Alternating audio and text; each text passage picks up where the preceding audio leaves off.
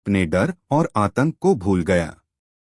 लक्ष्य खुद heart pirates का कप्तान था, लेकिन इस पल उसे अचानक समझ आया कि उसके वफादार क्रू मेंबर्स उसे किस नज़र से देखते हैं। और अब भूमिकाएं बदल गई थीं। वह ड्रैगन हंटर पायरेट्स के एक क्रू मेंबर के नजरिए से ईशान को कप्तान के रूप में देख रहा था। एक कप्तान समुद्री लुटेरों के दल की रीढ़ होता है, ये सिर्फ बातें नहीं हैं। ईशान ने अपनी ताकत से अपने दल के सभी सदस्यों के दिलों में पहले ही एक मजबूत विश्वास की भावना स्थापित कर ली थी। तुम थोड़ा पीछे हटो, तुम शायद इस लड़ाई में हस्तक्षेप नहीं कर सकते, ईशान ने लक्ष्य से कहा। पहले शायद लक्ष्य ईशान की यह बात सुनकर विद्रोही हो जाता। आखिरकार वह भी तो 11 सुपरनोवा में से एक था और उसके दिल में गर्व था। उसे नीचा दिखाया जाना कैसे स्वीकार होता। लेकिन अब ईशान की बात सुनकर उसने बिना सोचे समझे सिर हिलाते हुए स्वीकार कर लिया। तो कैप्टन सावधान। वैसे किचन में जाकर देखो महेश के बनाए कुछ स्नैक्स बचे हैं या नहीं। अगर बचे हैं तो मेरे पास ले आओ, ईशान बोला। यद्यपि लक्ष्य को यह समझ में नहीं आया कि ईशान नाश्ता क्यों चाहता है, फिर भी उसने समझदारी से ज्यादा कुछ नहीं पूछा और सीधे मुड़कर द्वीप की ओर दौड़ पड़ा। बड़ी माँ पहले ही उठ चुकी थीं, लेकिन धूल से सनी होने के अलावा उन्हें कोई चोट नहीं लगी थी। ईशान को उम्मीद नहीं थी कि अभी अभी लगी लात बड़ी माँ को कोई नुकसान पहुंचाएगी, क्योंकि वह जानता था कि बड़ी माँ जन्मजात विध्वंसक हैं। इस दुनिया में कई ताकतवर लोग हैं और उनकी ताकतें अलग अलग हैं। कुछ अपनी डेविल फ्रूट क्षमताओं के कारण ताकतवर हैं, कुछ अपनी हकी के कारण, कुछ अपनी शारीरिक कुशलता या तलवारबाजी के कारण वगैरह। हालांकि ईशान के अनुसार बड़ी माँ की ताकत शायद उनकी असाधारण शारीरिक शक्ति में निहित है।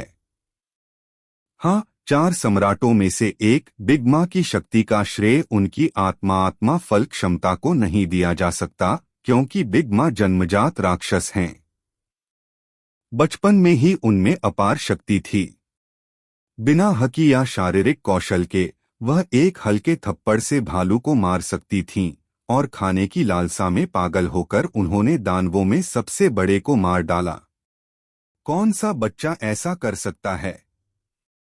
बचपन में इतनी भयानक शारीरिक शक्ति होने के कारण अब बड़े हो चुके हकी, डेविल फ्रूट और अन्य संवर्धनों के साथ यह समझना मुश्किल नहीं है कि बिग माँ इतनी भयानक क्यों हैं। ईशान द्वारा लात मारने के बाद बड़ी माँ उठीं और सहजता से ईशान की ओर देखने लगी।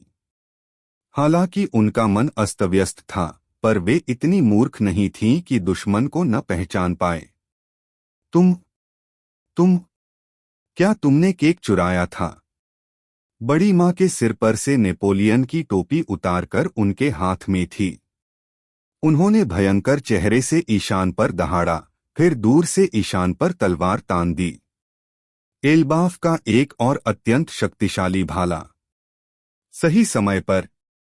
बाएं हाथ में काले पंखों वाला दानव और दाएं हाथ में सेनबोनजाकुरा पकड़े हुए ईशान ने दोनों तलवारें अपने सिर के ऊपर से घुमाईं और फिर उन्हें तेजी से घुमाया। एक क्रॉस आकार की तलवार की ऊर्जा भी निकली। एल्बाफ का भाला तुरंत ईशान की कटकटाती तलवार की ऊर्जा से टकराया। एक जोरदार धमाके के साथ टक्कर वाली जगह पर हवा का एक तेज झोंका फूट पड़ा और दोनों वारों ने एक दूसरे को पूरी तरह से रद्द कर दिया। आपको पता होना चाहिए कि ईशान अब सिर्फ सुपर सैयान मोड में था। उसके हाथ में सेनबोनजाकुरा अभी तक रिलीज नहीं हुआ था और ब्लैक विंड डेमन अभी तक रेजरेक्शन में नहीं आया था। फिर भी पूरी तरह से तलवार की ऊर्जा पर निर्भर रहते हुए उसने बिग माँ के एल्बाफ के भाले के साथ बराबरी कर ली थी। यह सब एरेस्ट की बदौलत था, क्योंकि उसे हराने के बाद ईशान का स्तर ऊपर आ गया था।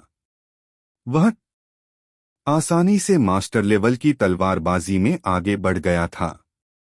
मास्टर स्तरीय तलवारबाजी हमले की गति प्लस 100%, विनाशकारी शक्ति प्लस 100%, सभी तलवार ऊर्जा स्लैश की शक्ति दोगुनी।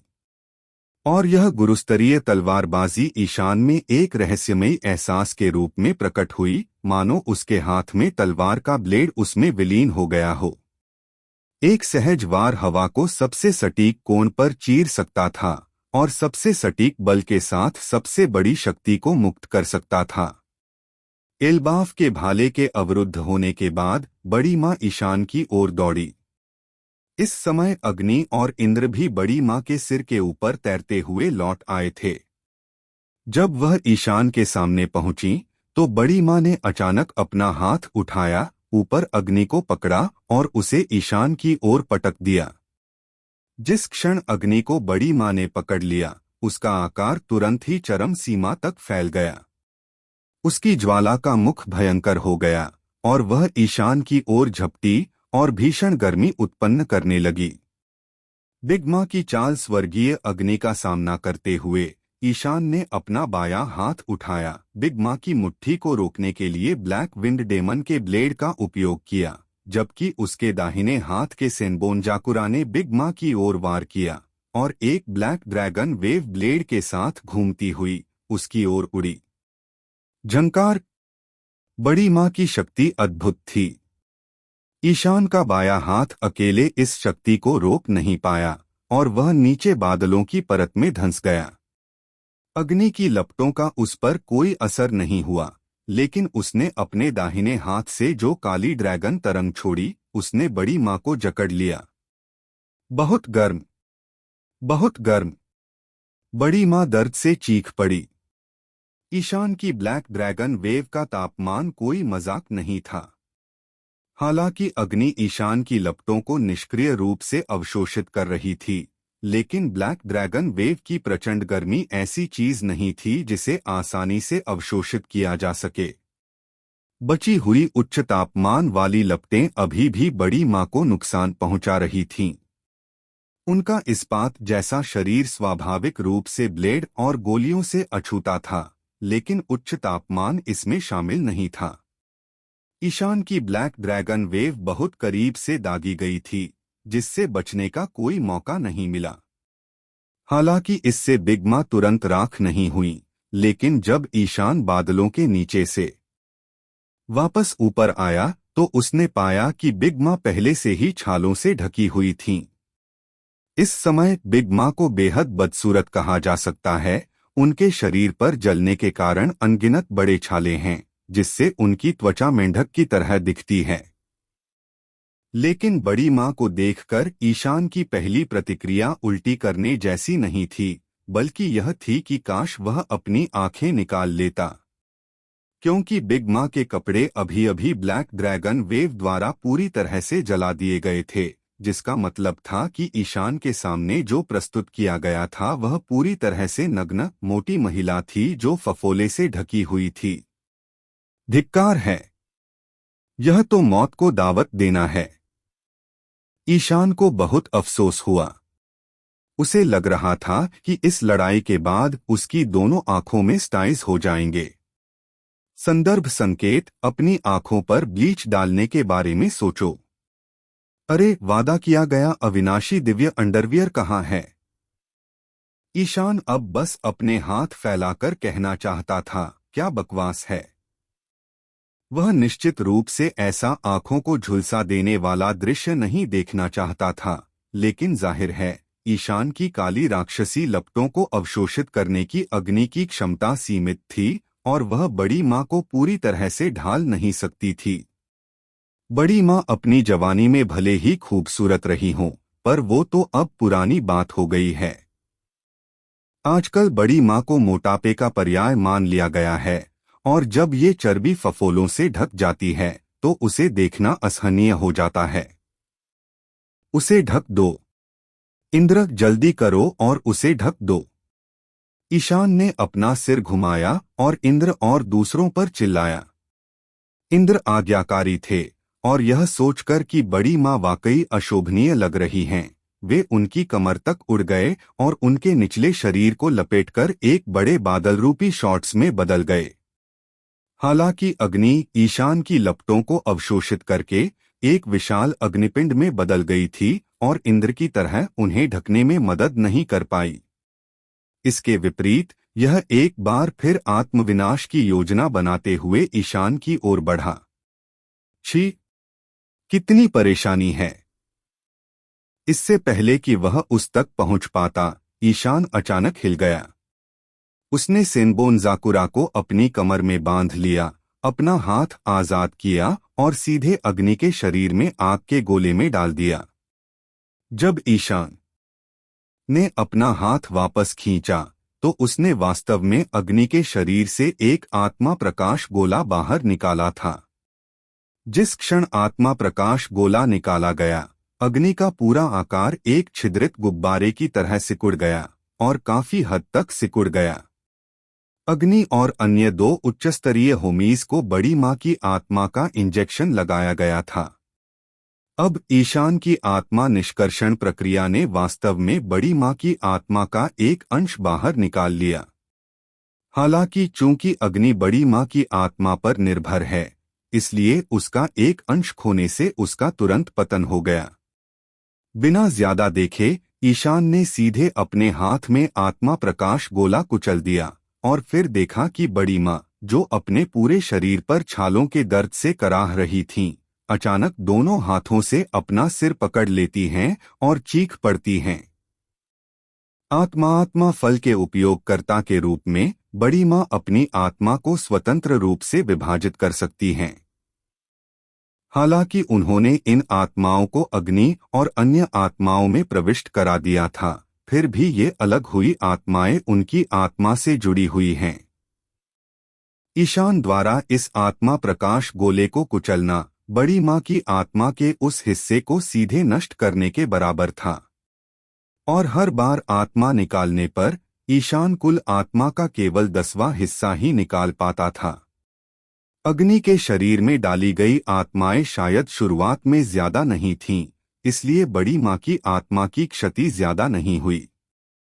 हालांकि इस तरह की आत्मा की हानि जीवन शक्ति की हानि के बराबर है, यानी बड़ी मां एक बार फिर घायल हो गई। तो यह ऐसा है। ईशान ने तुरंत इस पहलू को समझ लिया और अग्नि को एक बार फिर अपना हाथ डालने के लिए पकड़ लिया। एक और आत्मा प्रकाश गोला निकाला गया, जो पहले वाले से थोड़ा छोटा था, लेकिन अग्नि का आकार फिर से सिकुड़ गया। बड़ी मां का वर्तमान रूप बहुत ही घिनौना था और ईशान उन पर सीधा हमला करने के लिए उनके पास नहीं जाना चाहता था। सौभाग्य से अग्नि और बाकी लोग वहां मौजूद थे और प्रभाव वही रहा। क्रश!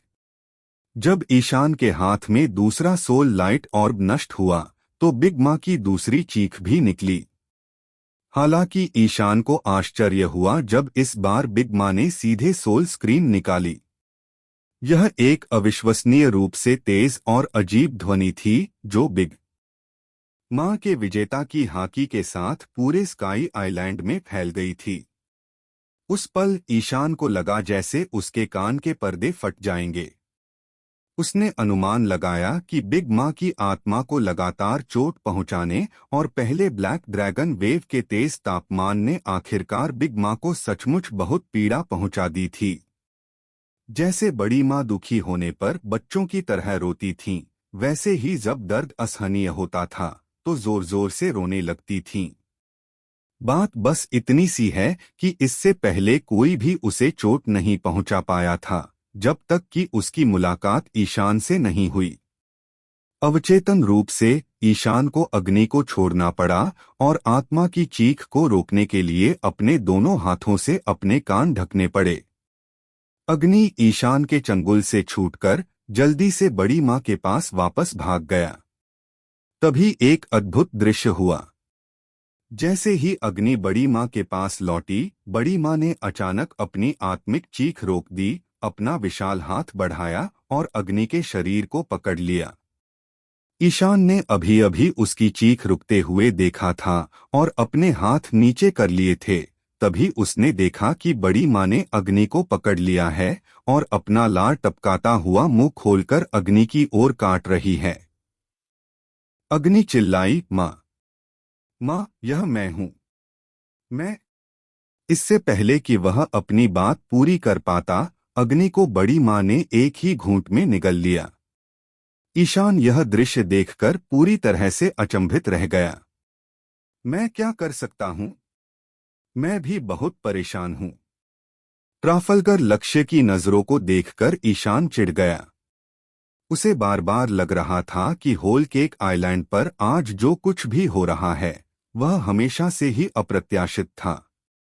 पहले तो एडमिरल एरेस्ट अचानक मुसीबत खड़ी करने के लिए प्रकट हुए।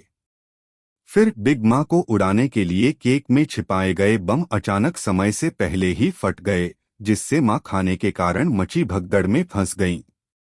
अब ऐसा प्रतीत होता है कि उग्र बिग माँ को कोई तार्किक युद्ध जागरूकता नहीं थी, वह बिना किसी सचेत व्यवहार के बेतहाशा हमला कर रही थी, पूरी तरह से अप्रत्याशित।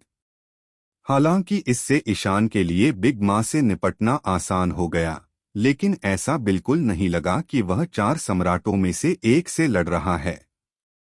आओकिजी और अकैनो के बीच हुए ऐतिहासिक युद्ध को ही देख लीजिए। विजेता बनने से पहले उन्होंने 10 दिन तक युद्ध किया था। ऐसा क्यों है कि जब बिग माँ से लड़ने की मेरी बारी आती है तो ऐसा कुछ नहीं होता? पीछे स्काई आइलैंड की ओर मुड़कर ईशान ने आह भरी। छोड़ो भी, ये मेरा इलाका है और स्काई आइलैंड को बेस बनाना आसान नहीं है। अगर मैं सचमुच बिग माँ से सैकड़ों राउंड लड़ूं तो मेरा बेस तबाह हो सकता है। मैं इतना नुकसान नहीं सह सकता। अगर मैं बिग माँ से जल्दी छुटकारा पा सकता हूं तो मुझे ऐसा करना चाहिए।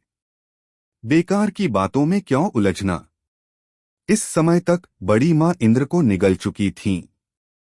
इंद्र की आत्मा को पुनः प्राप्त करने के बाद उससे प्राप्त ऊर्जा ने उनके शरीर के घावों को ठीक कर दिया। लेकिन इसका मतलब यह भी था कि ईशान की क्षमताओं को नियंत्रित करने वाले 2 सबसे महत्वपूर्ण सहायक बड़ी माँ के पास से चले गए थे। इसके अलावा बड़ी माँ की आत्मा फल क्षमता का ईशान पर कोई निवारक प्रभाव नहीं था, क्योंकि वह उनसे डर या आतंक नहीं पालता था। वह ईशान की आत्मा नहीं छीन सकती थी। दूसरे शब्दों में, ईशान से निपटने के लिए बिग माँ के पास केवल हकी और कच्ची ताकत ही बची थी। लेकिन खाने से प्रेरित इस उत्पात में हकी और ताकत का इस्तेमाल तो बस बेपरवाही से किया गया। ईशान बेवकूफ नहीं था, ऐसे में वह बिग माँ का सीधा सामना कैसे कर सकता था? मुझे केक दो अभी। बड़ी माँ गुस्से से दहाड़ उठीं, उनका चेहरा क्रूरता से मुड़ गया और वे ईशान की ओर दौड़ी। उनके पास एकमात्र हथियार नेपोलियन ही बचा था, लेकिन इंद्र और अग्नि की मृत्यु के कारण नेपोलियन इस समय कुछ हद तक हताश था। वह बस अपनी आंखें बंद करके आज्ञाकारी रूप से बड़ी माँ का हथियार बन सकता था, कोई भी हरकत करने की हिम्मत नहीं कर पा रहा था। आक्रमणकारी बड़ी माँ का सामना करते हुए ईशान ने गहरी सांस ली और लक्ष्य से कहा, मुझे नाश्ता दो। लक्ष्य ने स्नैक्स वाला बंडल ईशान को थमा दिया और जल्दी से एक तरफ हट गया। ईशान हवा में तैर गया और जैसे ही बड़ी माँ उसकी ओर दौड़ी, उसने हाथ उठाकर स्नैक्स उनकी ओर फेंक दिए। शायद खाने की मीठी सुगंध सूंघकर बड़ी माँ तुरंत रुक गईं, अपना बड़ा सा मुंह खोला और ईशान द्वारा फेंके गए बंडल की ओर एक बड़ा निवाला ले लिया। नाश्ते का एक बड़ा थैला ऐसे ही बड़ी माँ के मुंह में ठूंस दिया गया, लपेटने वाले कपड़े के साथ चबाया गया। लक्ष्य ने हैरान होकर ईशान की तरफ देखा।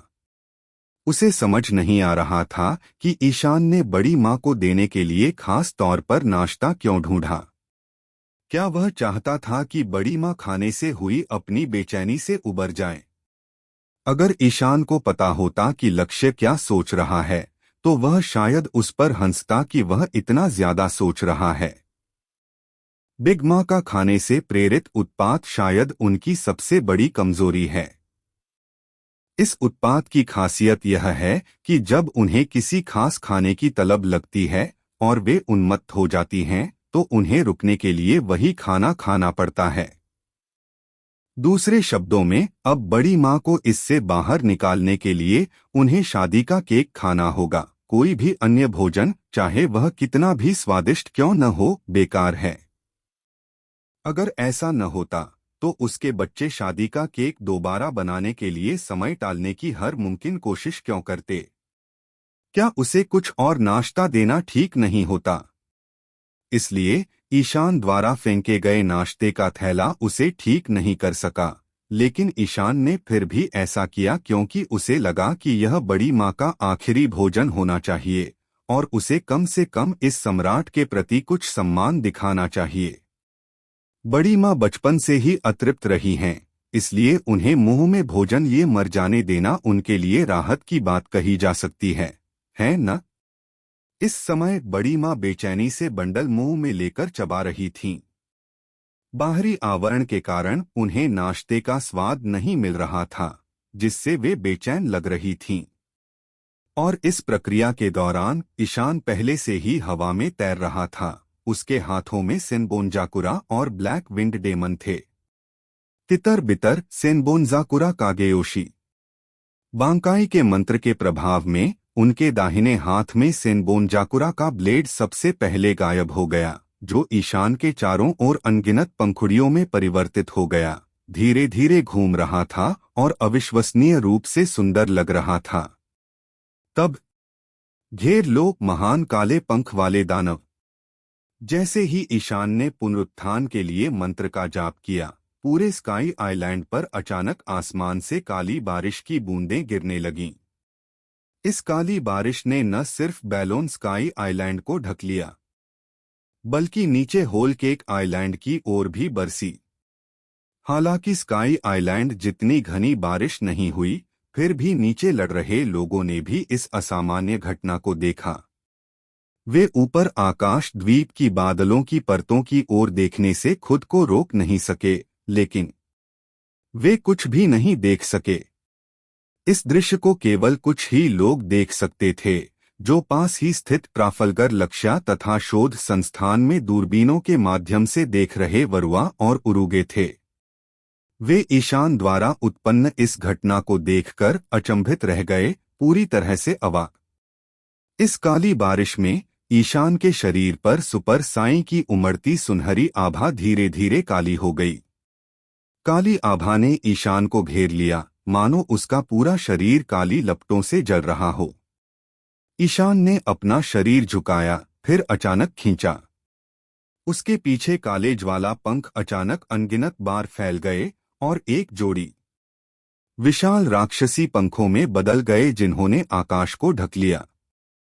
ये पंख इतने विशाल थे, हर किसी की कल्पना से परे, कि ईशान उनके भीतर छोटा सा दिखाई दे रहा था।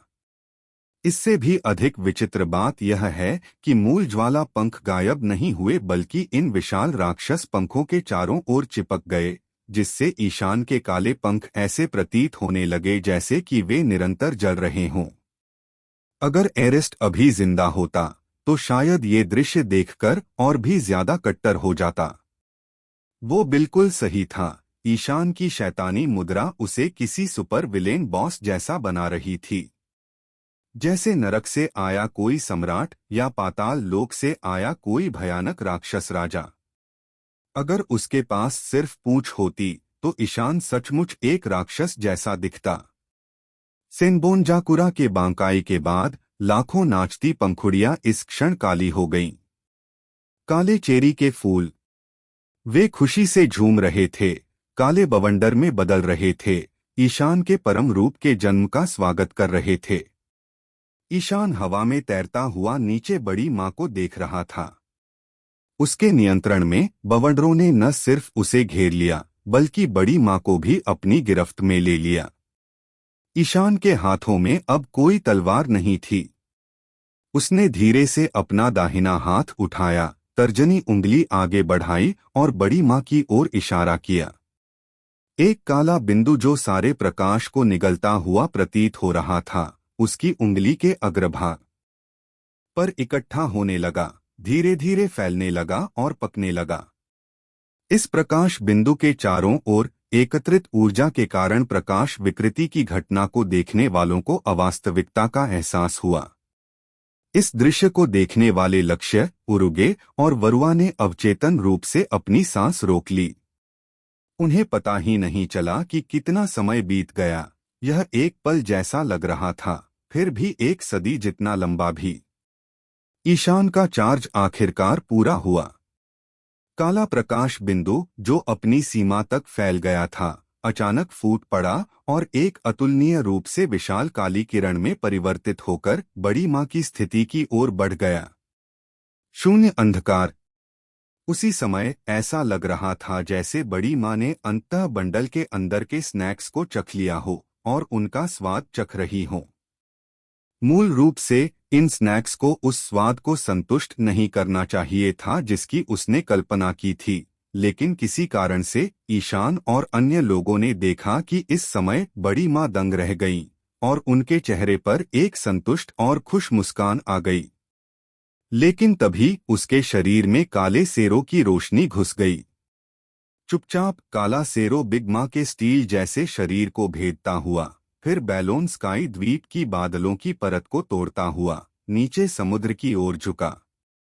कोण के कारण यह विस्फोट होल केक द्वीप पर नहीं गिरा, जिससे द्वीप पर मौजूद सभी लोग अंततः उस काली चमक को स्पष्ट रूप से देख पाए जो मानो आकाश और पृथ्वी को भेद रही थी।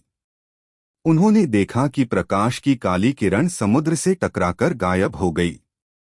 एक क्षण की शांति के बाद अचानक समुद्र में एक बड़ा विस्फोट हुआ। इस विस्फोट में हजारों टन समुद्री जल ऊपर उठा और जिस स्थान पर प्रकाश गिरा वहां केंद्रित एक विशाल सुनामी उत्पन्न हुई जो सभी दिशाओं में फैल गई। ऊंची ऊंची लहरें होल केक द्वीप के तटों की ओर बढ़ रही थीं। नीचे अभी भी युद्ध में लगे सभी लोग सुनामी को घूर रहे थे, समझ नहीं पा रहे थे कि कैसे प्रतिक्रिया करें। उसी समय होल केक द्वीप पर सभी होमीज, जिन्हें आत्मा का इंजेक्शन लगाया गया था और जीवन प्राप्त हुआ था, अचानक हिलने डुलने की क्षमता खो बैठे और एक के बाद एक जमीन पर गिर पड़े। गिरते समय उनके शरीर से हल्के धब्बे ऊपर तैरने लगे। दर्जनों, सैकड़ों, हजारों मानो गेहूं काट रहे होमी एक के बाद एक गिर पड़े और उनके शरीर से तैरते हुए आत्मा के प्रकाश के धब्बे सभी दिशाओं में उड़ गए, जैसे कैदी अपने पिंजरों से भाग रहे हों। वे अपने मूल मालिकों के पास लौट रहे थे। यह दृश्य देखकर बड़ी मां के बच्चों पर मानो बिजली गिर गई। वे जानते थे कि केवल एक ही स्थिति थी जिसके कारण ये आत्मा प्रकाश धब्बे अब बंधे नहीं रहेंगे, वह है यदि आत्मा फल उपयोगकर्ता बिग मां की मृत्यु हो गई हो। अभी अभी उस आश्चर्यजनक काली चमक को याद करते हुए बड़ी मां के बच्चों के मन में अचानक एक विचार आया जिसे वे स्वीकार नहीं कर सके। क्या ऐसा हो सकता है? मां मर गई है? ऊपर देखते हुए वे ऊपर आकाश द्वीप को घूरते रहे, लेकिन देखा कि काले फ्लैश द्वारा छेदे गए बादल की परत में बड़े छेद में एक छोटा काला बिंदु गिरता हुआ प्रतीत हो रहा था। काला बिंदु बड़ा और स्पष्ट होता गया और अंततः सभी की भयभीत निगाहों के सामने एक विशालकाय पिंड जोरदार धमाके के साथ होल केक द्वीप पर गिरा और लैंडिंग बिंदु महल से ज्यादा दूर नहीं था। हर कोई पागल हो गया और वहां भाग गया। वहां बिग मां एक बड़े गड्ढे में नंगी और बेजान पड़ी थीं जो उन्होंने टक्कर के बाद बनाया था। उनकी छाती में एक विशाल काला छेद घुस गया था। लेकिन अजीब बात यह थी कि उसके चेहरे पर एक संतुष्ट और प्रसन्न मुस्कान थी। पृथ्वी मां। गड्ढे में बिग मां की लाश देखकर अमांडे और बिग मां की अन्य बेटियों को विश्वास नहीं हुआ और वे चीखते हुए अपने चेहरे ढकने लगीं। फिर वे बड़ी मां की हालत देखने के लिए तेजी से गड्ढे में कूद पड़े। इस क्षण बहुत से लोग रोने लगे, लेकिन इसी तरह कुछ लोग नहीं रोए। उदाहरण के लिए चारुलता शिफॉन, जो कैपोन बेज के पास छिपी हुई थी, उसके चेहरे पर एक उदास भाव था, लेकिन किसी कारण से उसने महसूस किया कि उसके कंधों से एक भार उतर गया है, एक राहत की भावना। हालांकि वह और कपोन बेगे एक दूसरे से बहुत प्यार करते थे और एक दूसरे से बहुत स्नेह करते थे, फिर भी उसे हमेशा यह चिंता रहती थी कि इस विद्रोह में शामिल उसके पति कपोन बेगे को अंततः बिग-मा द्वारा मार डाला जाएगा। लेकिन अब जब उसने बिग-मा की लाश देखी तो उसने आखिरकार राहत की सांस ली। बेशक बिग-मा उसकी जैविक मां थीं, लेकिन उसने उनसे कभी कोई मातृप्रेम महसूस नहीं किया था। यहाँ तक कि अपनी और कैपोन बेगे की शादी में भी उसे बिग-मा का सच्चा आशीर्वाद नहीं मिला था। बिग-मा ने मुख्य रूप से शादी के माध्यम से फायर टैंक पायरेट्स को अपने अधीन करने और विशुद्ध रूप से शादी का केक खाने के लिए उनकी शादी में भाग लिया। कोई यह कह सकता है कि बिग-मा की नज़र में शिफॉन सिर्फ एक उपकरण था। उसके जैसे कई बच्चे थे जिनके साथ औजारों जैसा व्यवहार किया जाता था। बिग-मा के 100 से ज्यादा बच्चे थे, उनमें से हर कोई कटकुरी या स्मूथी जितना मजबूत नहीं हो सकता था। इसलिए बिग-मा पायरेट्स में उनकी हैसियत हमेशा कम रही थी और बिग-मा अक्सर रूखी स्वभाव की थीं, इसलिए कमजोर बच्चों की स्थिति अच्छी नहीं थी। संक्षेप में, चारुलता परिवार में घरेलू हिंसा बहुत गंभीर थी। ये बच्चे होल केक द्वीप से भागने, समुद्री डाकुओं के दल से बचने के बारे में सोचते थे और कभी-कभी जब उन्हें धमकाया और डांटा जाता था तो वे अपने जैविक पिता के बारे में भी सोचते थे, जिनका कोई अतापता नहीं था। अगर बड़ी माँ अभी जीवित होती तो उनके संयम में चारुलता परिवार एक अनोखा सामंजस्य बनाए रख सकता था। लेकिन अब जब वे ईशान के साथ युद्ध में मारी गईं, तो कई अलग अलग विचार उभर रहे थे। माँ मर गई, अब क्या करें? क्या हमें उसका बदला लेना चाहिए? बकवास मत करो। अगर माँ भी ईशान की बराबरी की नहीं थी, तो हम उसका बदला कैसे ले सकते हैं? भाई कटाकुरी भी मर चुका है और भाई पेरोस्पेरो लापता है। बिग-मा पायरेट्स खत्म हो गए हैं। यह लड़ाई ड्रैगन हंटर पायरेट्स जीत गए। क्या हमें भागने का कोई रास्ता ढूंढना चाहिए? अगर ड्रैगन हंटर पायरेट्स हम सबको मार डाले तो क्या होगा? मैं यहां मरना नहीं चाहता। लेकिन हम कहां जा सकते हैं? क्या हम अपने पिताओं को ढूंढने चलें? मैंने अपने पिता को जन्म से लेकर अब तक कभी नहीं देखा, मुझे तो यह भी नहीं पता कि वे अब भी जिंदा हैं या नहीं। बड़ी माँ के निचले दर्जे के बाद में जन्मे बच्चे दूर से देख रहे थे। हालांकि उनके चेहरों पर थोड़ी उदासी थी, लेकिन बड़ी बेटी कॉम्पोट, क्रैकर, गैलेट या अमांडे और मोंडोर, जिन्हें आमतौर पर बड़ी माँ बहुत मानती थीं, की तुलना में उनकी उदासी कहीं कम थी। यह तथाकथित निकटता या दूरी है। बिग-मा पायरेट्स के अलग अलग विचारों का उल्लेख करने की बात तो दूर, चाय पार्टी में भाग लेने आए मेहमान भी उतने ही हैरान थे। सच कहूं तो पहले कटाकुरी के आदेश पर बिग-मा पायरेट्स ने इन मेहमानों पर हमला भी किया था। लेकिन ड्रग पेक्लो, डूफेल्ड और मॉर्गन्स उनके पहले के जवाबी हमले पूरी तरह से आत्मरक्षा के लिए थे। वे वास्तव में बिग-मा पायरेट्स के दुश्मन नहीं बनना चाहते थे, क्योंकि उनके अनुसार बिग-मा पायरेट्स ने इतने सालों तक नई दुनिया के समुद्रों पर अपना दबदबा बनाए रखा था। इस नीम को नए उभरते ड्रैगन हंटर पायरेट्स द्वारा प्रतिस्थापित नहीं किया जा सकता था। इसलिए वे बस अपनी जान बचाना चाहते थे और इस विद्रोह के समाप्त होने के बाद बिग-मा को समझाने का कोई रास्ता ढूंढना चाहते थे। लेकिन इसी समय आकाश से गिरती बड़ी माँ की लाश ने उन्हें स्तब्ध कर दिया। किसी को भी उम्मीद नहीं थी कि बड़ी माँ ईशान से युद्ध में मारी जाएंगी। बिग-मा को खोने का मतलब था कि बिग-मा पायरेट्स का झंडा गिर जाएगा। इन भूमिगत दुनिया के आकाओं में सबसे तेज प्रतिक्रिया देने वाला मॉर्गन्स था।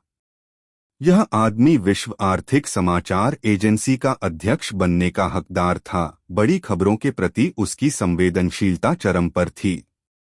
जब उसे एहसास हुआ कि आज के बाद बिगमा पायरेट्स बिखर जाएंगे, तो उसने बाकी सब कुछ नजरअंदाज कर दिया। सीधे अपनी जेब से एक कैमरा डेन डेन मुशी निकाला और बेतहाशा बिगमा की लाश की तस्वीरें लेने लगा।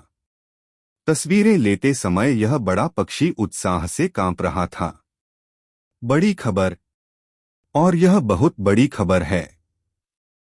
बिगमा पायरेट्स को ड्रैगन हंटर पायरेट्स ने हरा दिया और 4 सम्राटों में से एक बिगमा मारी गईं। इसके अलावा इससे पहले विश्व सरकार की खुफिया एजेंसी के एडमिरल व्हाइट वुल्फ एरेस्ट और सीपी शूने के स्टूसी भी इसमें शामिल थे। अगर मैं इस घटना की पूरी खबर दे सकूं, तो पूरी दुनिया मेरे अखबार से हैरान रह जाएगी।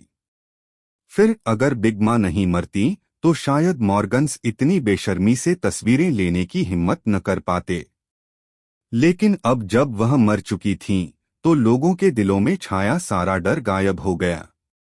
मॉर्गन्स ने मन बना लिया था, अगर विश्व सरकार अखबार पर दबाव भी डाले तो भी वह अडिग रहेंगे और पूरी घटना को पूरी तरह से बहाल करेंगे। मॉर्गन्स की हरकतों ने दूसरे बड़े अधिकारियों को भी सोचने पर मजबूर कर दिया। अंतिम संस्कार निदेशक ड्रग पेकलो पहले से ही हिसाब लगा रहा था कि अगर बिगमा के बच्चे बिगमा को दफनाना चाहते हैं, तो क्या वह इस मौके का फायदा उठाकर उनसे भारी ताबूत शुल्क वसूल सकता है। शिपिंग किंग उमित सोच रहा था कि आखिरकार उसे अपने शिपिंग रूट्स के लिए बिगमा पायरेट्स को सुरक्षा शुल्क नहीं देना पड़ेगा। आप इन मेहमानों को इस तरह सोचने के लिए दोषी नहीं ठहरा सकते। बिगमा, जो डर और बल से टोट्टो लैंड पर राज कर रही थीं, ने कभी किसी का सम्मान नहीं कमाया था।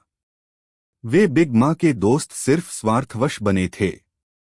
मैदान में बचे एकमात्र मेहमान विंसमोक जज, वह खामोश भाव से बिगमा की लाश को देख रहे थे। अब वह कहना चाहता था, मैं अकेला रहना चाहता हूं। वह हमेशा से विनस्मोक परिवार का प्रतिनिधित्व करता आया था, बिगमा पायरेट्स की चापलूसी करता था, उनकी शक्ति का इस्तेमाल करके विनस्मोक परिवार को फिर से नॉर्थ ब्लू पर राज करने देना चाहता था। हालांकि इस चाय पार्टी ने उसकी सारी योजनाओं पर पानी फेर दिया। रीजू की वजह से विंसमो के परिवार पर भी बिगमा पायरेट्स ने हमला किया था। उस समय जज के विचार भी बाकी भूमिगत दुनिया के मालिकों जैसे ही थे, बस पहले आत्मरक्षा के बारे में सोच रहे थे। लेकिन किसी को उम्मीद नहीं थी कि बिगमा ईशान के हाथों मर जाएंगी। अब जब वह मर चुकी थीं, यानी बिगमा पायरेट्स का अंत हो चुका था, तो विंसमोक परिवार, जिसने हमेशा बिगमा पर ही उम्मीदें टिका रखी थीं, क्या करे? क्या उन्हें ईशान के ड्रैगन हंटर पायरेट्स के साथ सहयोग करना चाहिए? यह सोचकर जज खुद को रोक नहीं पाया और पास ही रेजू को देखने लगा। इससे पहले जब वह होल केक आइलैंड आया था, तो उसने दूरबीन से ईशान और रेजू को अंतरंग होते देखा था और वह पहले से ही बहुत परेशान था, गुस्से से उछल रहा था। अपनी बेटी को किसी और आदमी द्वारा ले जाने का एहसास एक पिता के लिए आसानी से स्वीकार करने लायक नहीं होता। और अब अगर उन्हें ड्रैगन हंटर पायरेट्स के साथ सहयोग करना है और सहयोगी बनना है, तो इसका मतलब होगा रेजू को सचमुच दूर भेजना। यह सोचकर जज के दिल में एक दर्द सा महसूस हुआ। सुनामी आ रही है। क्या हमें छिप जाना चाहिए? मगरमच्छ मुंह में सिगार लिए अभी भी गिरती काली बारिश की बूंदों को देख रहा था। फिर उसने मुड़कर तट की ओर देखा, जहां ऊंची ऊंची लहरें गरज रही थीं और किनारे की ओर टूट रही थीं। उनके आकार को देखते हुए वे महल तक भी पहुंच सकती थीं। ड्रैगन हंटर पायरेट्स और बिगमा पायरेट्स के बीच लड़ाई में कई लोग घायल हो गए थे। सौभाग्य से ईशान ने उम्मीद से पहले ही लड़ाई को सुलझा लिया था। बिगमा के पतन के साथ बिगमा पायरेट्स में अब लड़ने की इच्छा शक्ति नहीं बची थी। हालांकि सुनामी अप्रत्याशित थी। अगर समुद्र का पानी तेजी से बढ़ता, तो घायल लोग जो समय पर बच नहीं पाते बह सकते थे। लेकिन हम कहां छिप सकते हैं? उसके बगल में एनेल ने अपना सिर झुकाया और कहा, सच कहूँ तो यह कप्तान सचमुच जानता है कि मुसीबत कैसे खड़ी की जाती है।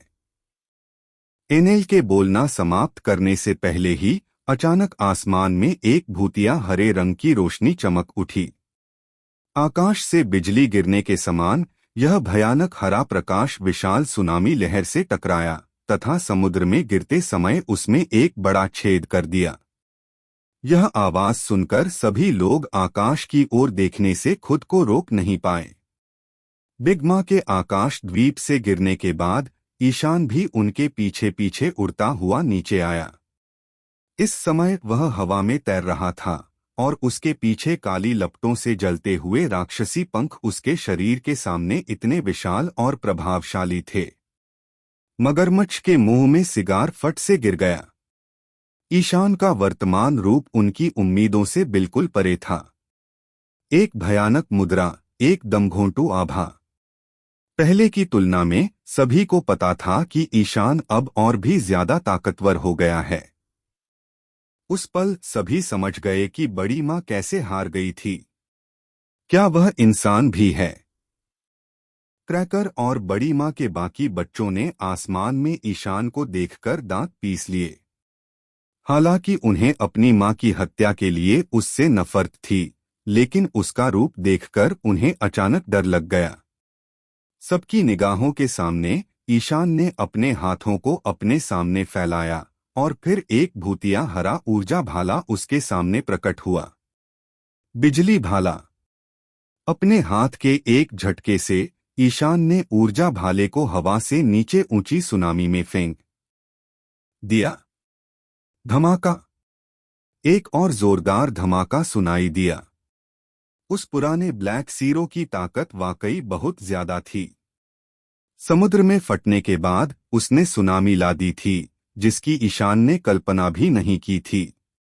इसलिए अब उसे उस गंदगी को साफ करना था। यह लांजा डेल रेलाम्पागो स्वाभाविक रूप से उल्क्वियोरा कार्ड के कौशल से आया है। इसका नाम मिकासा के कार्ड लाइटनिंग स्पीयर कौशल से मिलता जुलता है, लेकिन दोनों बिल्कुल अलग हैं। लाइटनिंग स्पीयर में बिजली फेंकना शामिल है और यह विस्फोट नहीं करता, जबकि लांजा डेल रेलाम्पागो पूरी तरह से एक नेम क्षमता है। एक के बाद एक कई लांजा डेल रेलाम्पागो नीचे गिरे, जिससे सुनामी की विशाल लहरों में कई बड़े छेद हो गए।